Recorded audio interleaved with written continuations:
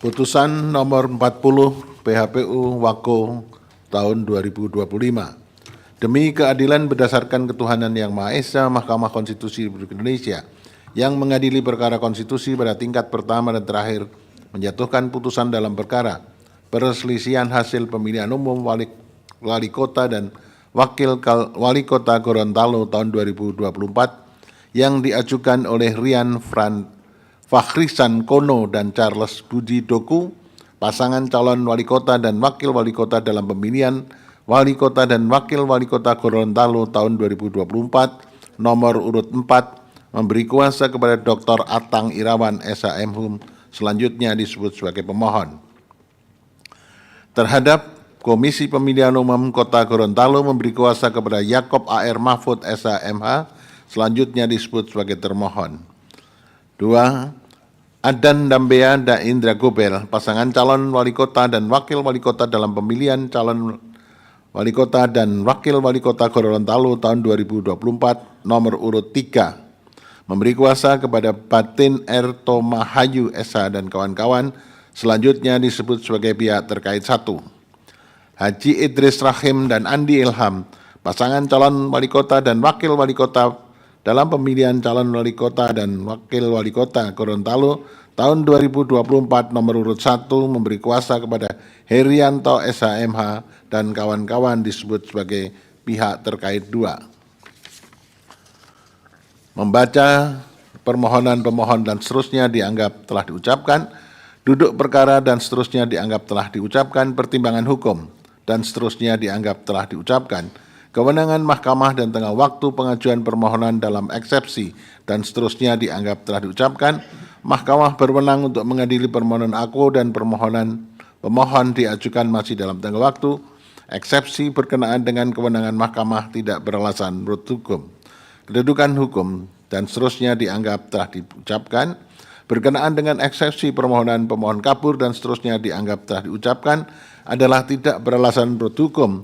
Oleh karena itu, mahkamah akan mempertimbangkan keterpenuhan pasal 158 Undang-Undang 10 tahun 2016 berkaitan dengan pokok permohonan.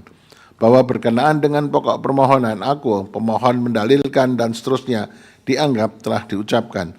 Menimbang bahwa setelah mahkamah mendengar dan membaca serta mencermati secara seksama jawaban termohon keterangan pihak terkait 1, pihak keterangan terkait 2, keterangan Bawaslu Kota Gorontalo serta memeriksa alat-alat bukti yang diajukan oleh semua pihak sampai dengan bukti dan seterusnya dianggap telah diucapkan.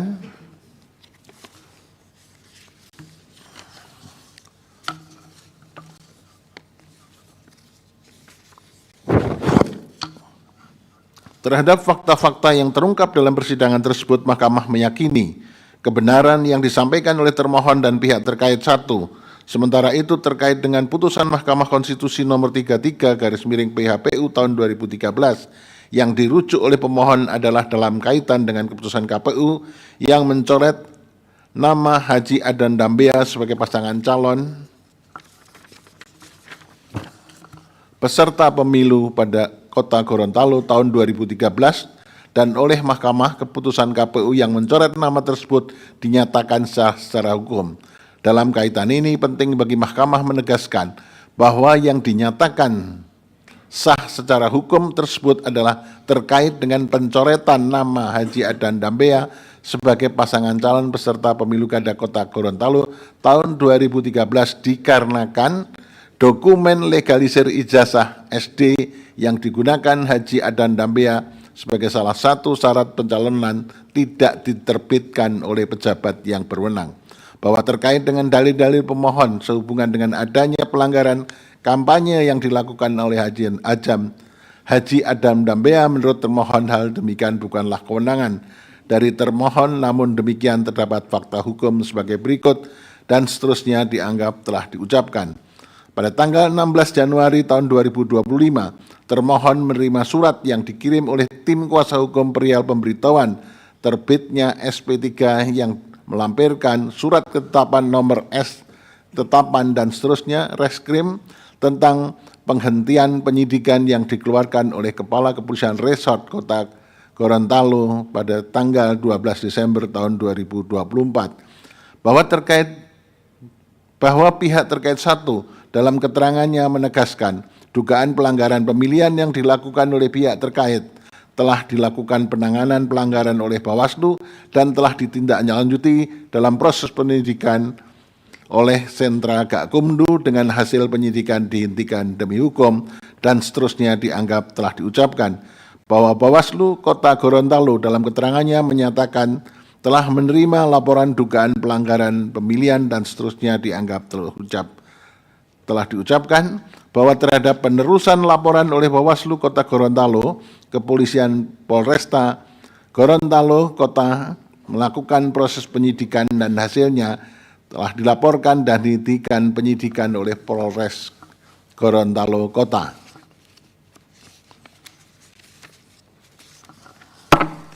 Bahwa berdasarkan seluruh rangkaian laporan Bawaslu tersebut terhadap dalil permohonan terkait adanya pelanggaran yang dilakukan oleh Haji Adan Dambea yang materi kampanyenya berisi penghinaan, fitnah dan menghasut, mengadu domba, menurut Mahkamah pemohon tidak dapat meyakinkan Mahkamah bahwa hal demikian benar terjadi dan seterusnya dianggap telah diucapkan. Bahwa berdasarkan seluruh rangkaian laporan Bawaslu tersebut terhadap dalil pemohon terkait adanya pelanggaran yang dilakukan oleh Haji Adam Dambea yang materi kampanyenya berisi penghinaan, fitnah, menghasut, mengadu domba, menurut Mahkamah pemohon tidak dapat meyakinkan Mahkamah bahwa hal tersebut demikian benar terjadi.